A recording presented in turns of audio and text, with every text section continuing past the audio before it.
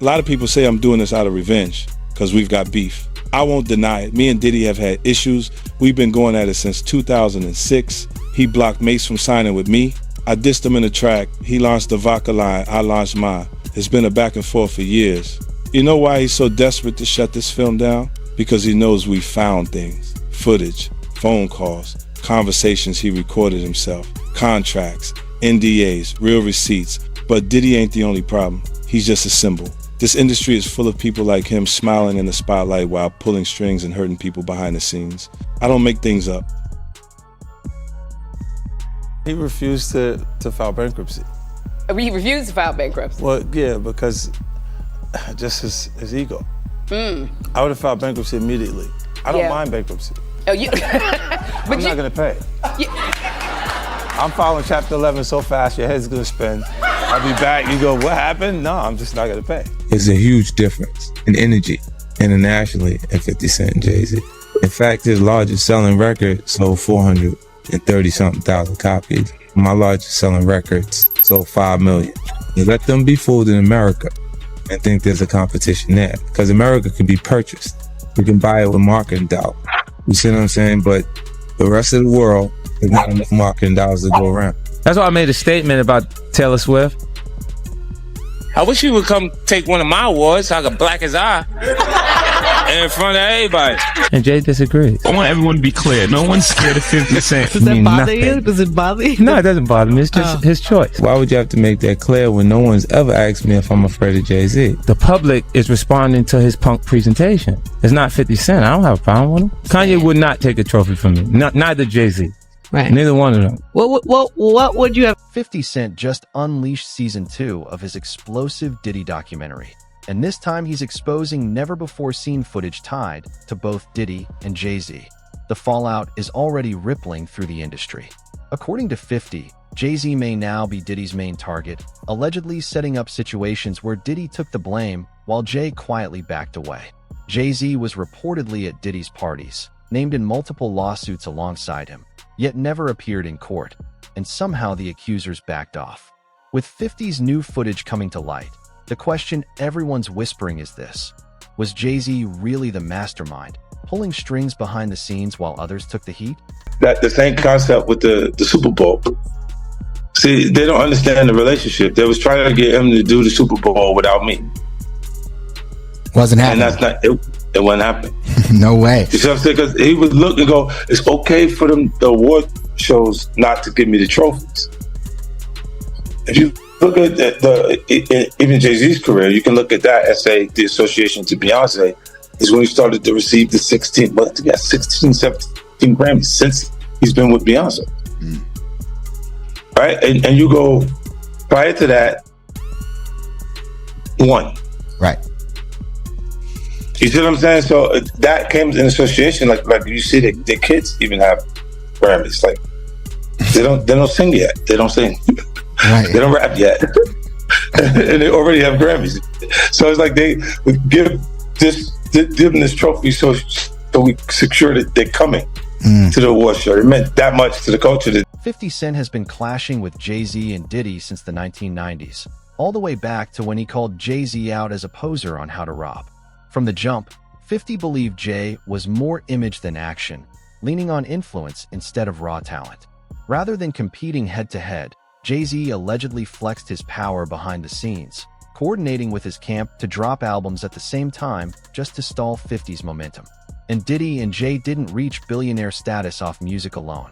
They built their empires by... I remember one time walking in the studio, Bleak Beans, everybody was in there, and I was like, man, I'm telling you, man, y'all got a chance right now, just flood it, put out a lot of music, because 50 Cent is coming.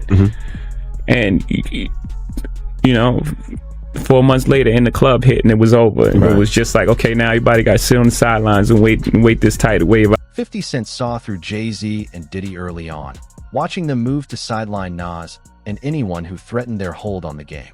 The same figures preaching unity and uplifting black artists were allegedly blocking rivals behind closed doors and deciding who got a shot. 50 never bought the narrative. He noticed the power plays, the quiet pressure, and how loyalty became the price of survival. Insiders say Jay and Diddy didn't just compete. They chose the winners, turning the industry into their personal battlefield. You couldn't be bigger than Jay-Z. You couldn't sell more records than Jay-Z. But all you had to do was listen to Benny Siegel. And Benny Siegel was, oh my God. Oh my God. Yeah, he said that. That was the first of me actually hearing that. Like, oh shit. Like, I used to have questions like why every time my album dropped, Jay would drop right on top. He wouldn't let me breathe or right before me. Like, I was always close, and I always thought like, damn, if a kid, back then it was physical copies. So if you had $20, $20 that you saved up and you was going to buy an album, and it's under the same house, Rockefeller, between Jay and Beanie Siegel, you won't, 9 times out of 10 you won't buy the Jay-Z album.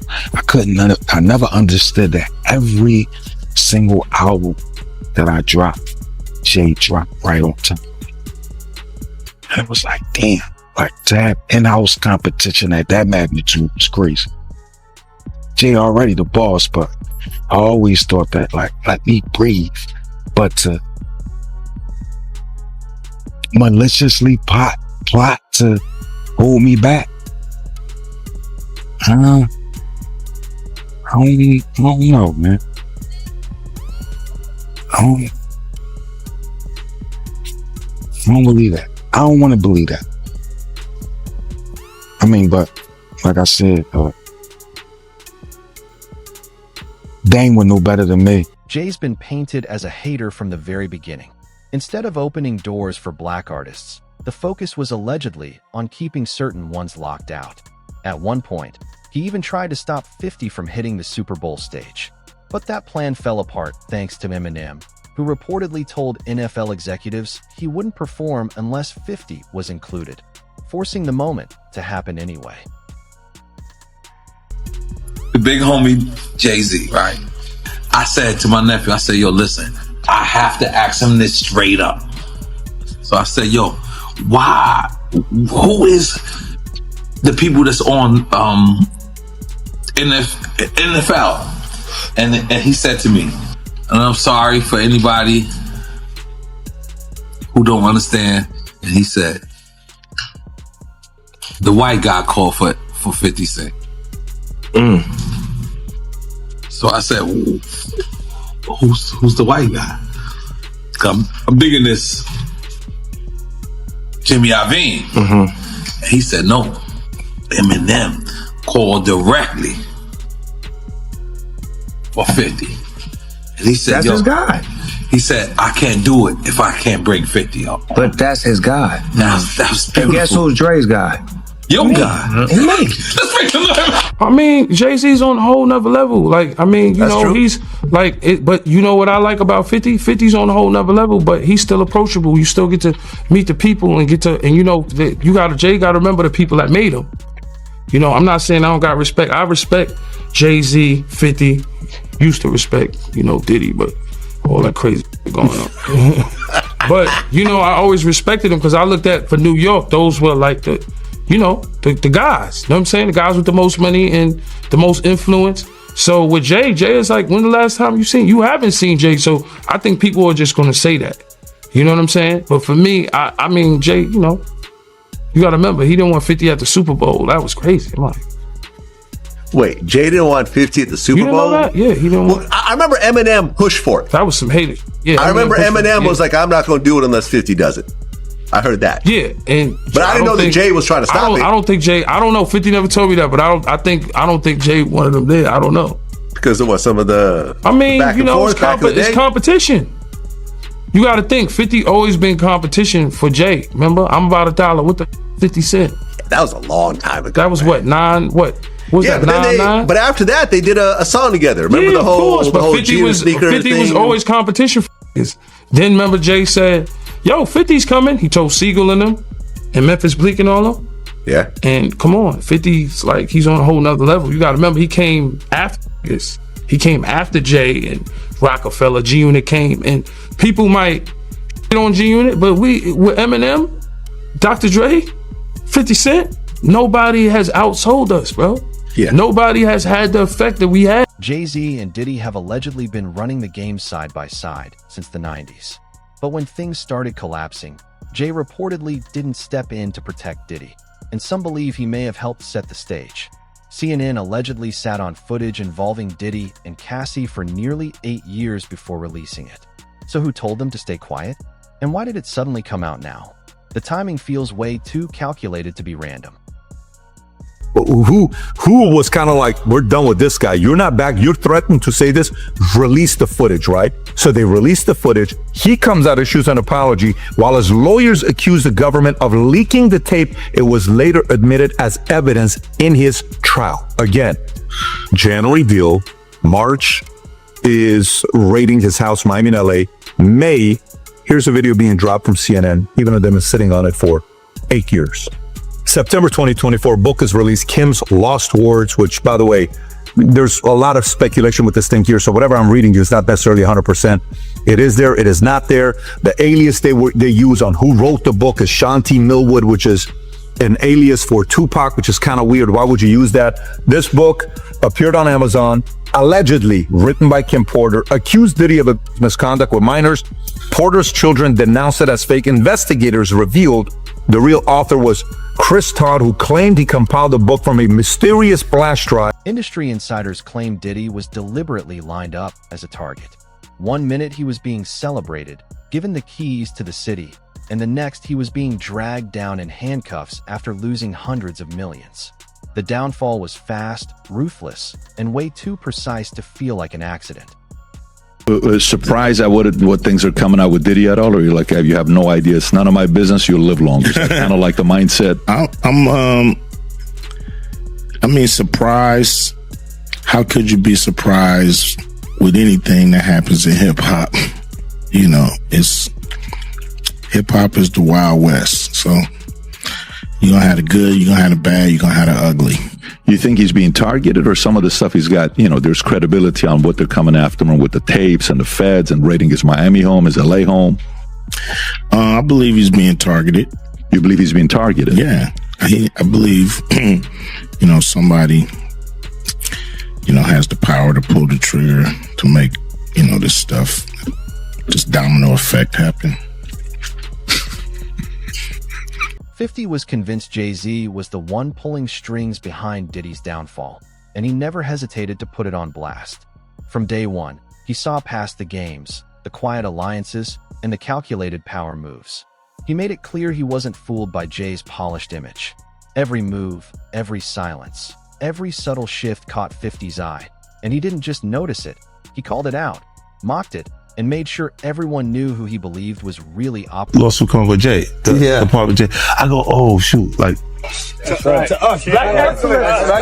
That had to be there. We getting tighter. You know what I'm saying? And united we stand, and ain't nothing else. Black excellence, they're sitting there like, yeah. It's a billionaire brunch. Oh, like, I hate you, man. Unaware of anything going on here.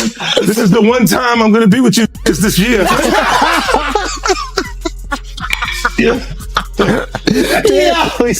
Come on, bro. To anyone paying attention, it's clear Jay-Z moves the industry from behind the curtain. He's always been a businessman first, with nearly every step in his career carefully calculated for power and profit. 50 has even gone as far as calling Jay's marriage to Beyoncé a strategic alliance, noting how his Grammy count jumped to 16 after the wedding, compared to just one before. Their reach now stretches into the next generation, with their kids already stacking accolades before even entering music. Every win, every award, every connection highlights just how deliberately Jay has built his empire. The big one was with Beyonce. When he signed that contract, the marriage contract, he got trophies. Now those the trophies came rolling in, buddy. He started getting Grammys left and right, man. I mean, look, if you look at his career, You're gonna let him say that? Jay was getting Grammys. He had one. Exactly. He had one. And he ain't show up. He had like 20 now. Oh, Lord. He had like 18 since he been down. Look, he had one, bro. Hard Knock Life. You're not wrong. He was one. since he got them since he started drinking. His pictures with him like thinks the cup. Wait a minute. So you're saying the success is derived from the marriage? I've absolutely been treated differently. The accolades, because he's no longer viewed as what, like a street or gangster rapper. Now he's viewed as a businessman, entrepreneur, family man. And the biggest ones because of the position Beyonce's. Oh, wow. Why are you so on top of the business side of Jay-Z? You know what I'm saying? Some people like to just be an artist. Yeah, I was actually forced to be an artist and a businessman because when I tried to get a deal, I couldn't get a deal, so I had to create Rockefeller Records. We actually created Rockefeller Records from nothing. And, you know, so I was forced to know both sides of the business. It's wild that Jay-Z has never spent a day in jail, despite being accused of some of the same things, and more, that Diddy faced. The difference? He never slipped up and admitted anything on live TV. And Jay's controversial past didn't start with Diddy. Back in December 1999, he was tied to a high-profile incident at New York's Kit Kat Club, accused of stabbing music executive Lance Univera. It's proof that Jay's history in the industry has always been cloaked in power, influence, and controversy. Rap star is busted. Jay-Z turned himself in tonight, and the cops started working on his rap sheet, accusing him of a stabbing at a trendy party. Kimberly Richardson is at Midtown South right now. Kimberly. Well, Rosanna, just a few hours ago, police here at Midtown South arrested Sean Carter, better known as Jay-Z. The rap star voluntarily turned himself in here at the precinct earlier this evening. Now, Carter is being held here in connection with that stabbing fight that erupted at the Kit Kat Club last night. But just a few moments ago, Carter's attorney had this to say. He's not involved in this, period. He was at the club? That's my only comment. He wasn't involved. So it was someone else that did the stabbing and the hitting? I didn't say that. I said he was not involved in it. Now, Slovis goes on to say that at no time was Jay-Z hiding from the police, that they were in touch with cops all day and that they're trying to resolve this as gentlemen. But as Mike Sheehan shows us, others say they've seen the dark side of Jay-Z. I have my faults. You know, I'm not a perfect. Diddy dealt with a similar situation years ago, even tied to a case where he was accused of shooting someone. Like Jay-Z, he was never convicted. Fast forward decades later, and now Diddy's the one sitting behind bars, while Jay moves like he never knew anything was going on. Let that sink in. One of the most powerful figures in hip-hop stayed close to a billionaire for over 30 years and supposedly never noticed what was happening behind the scenes. Meanwhile, 50 Cent says he met Diddy once and instantly clocked his nature. Calculating, ambitious, and always fully aware of how the game was being played. Well, that's why it's only business. It was really away from that. I explained why I didn't hang out with him, right? Because there's a little fluffy stuff going on. It's not your scene. It's not my style. Not your scene. They hug you from the front and the back at the same time. I got uncomfortable with him because the way he was acting to try and get me to hang out with him was like, yo, I take you shopping. Like, and I'm like, what you mean? Like, that's something you say to a woman you're attracted to, maybe. Right. It's just weird, bro. Like, and now you start to see a lot of the weird stuff that was there. It looks like it all lines up, don't it? It was not in the closet. It was in front of you and you wasn't seeing it because you see the beards or you see the girls. So you didn't look at them the way it actually is to a degree. And when I say people respond, how people respond to things matter, like the internet will take to it and just go off with it. Meek responds being the uncomfortability. He goes, yo, I spend $100,000 to find out why my name is in this like this. And it's in it only because he's uncomfortable.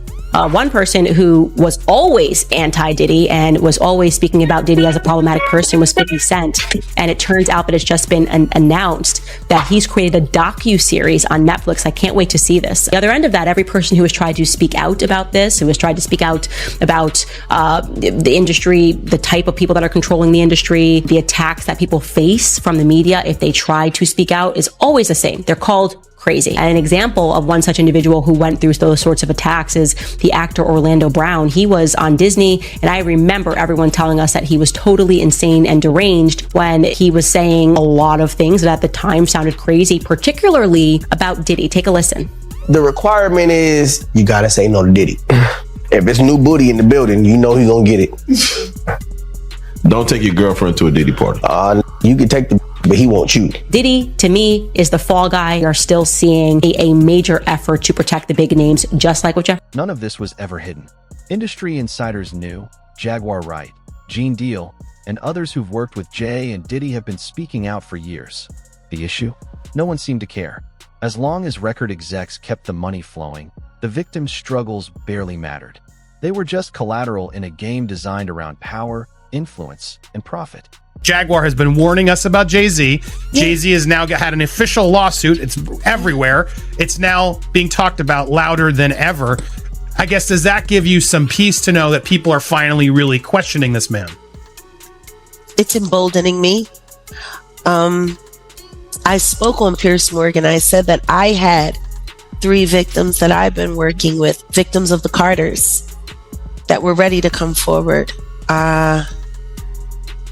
This might help them feel a little more confident now. So this is great because he's been evading. But the thing is, everyone in the backdrop knew that he was the celebrity John Doe. Everybody knew that. They knew it when I did Piers Morgan. Is Beyonce celebrity B?